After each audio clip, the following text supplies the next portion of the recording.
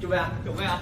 想鬧我哋啊？唔識講嘢喎你，讀都唔識讀，真係。係咯，仲聽唔到我哋而家講嘢添。係咯，真係又聾又啞。又好熟口面，呢啲事情喺全球各地發生緊，任何地方都唔例外。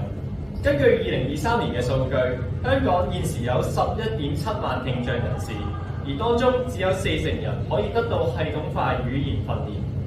根據調查，聽障人士有76%因為發音問題而遭受歧視。當呢個世界用沉默築起高牆，我哋選擇用科技搭建橋梁，呢個就係星星萬誕生嘅理由。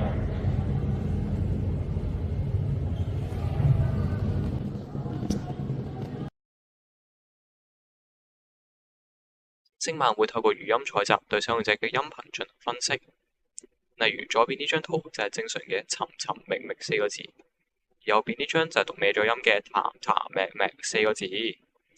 我哋透過將圖表重疊分析就可以得出佢哋之間有咩差距。例如圖上面紅點就係共振風 formants， 綠線就係音強 intensity， 黑白色嘅背景就係聲譜圖 spectrogram。呢啲圖像原本係需要專業人士嘅分析先可以得出改善結論，而我哋而家就使用咗人工智能深度學習，用 AI 為每個用戶提供個人化嘅語音分析，幫助佢哋矯正發音。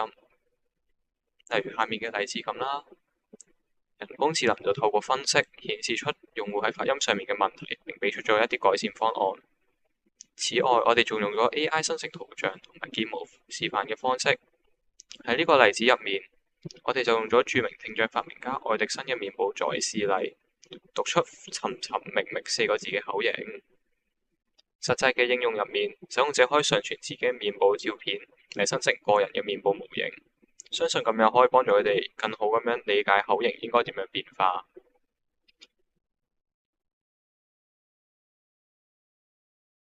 多謝大家。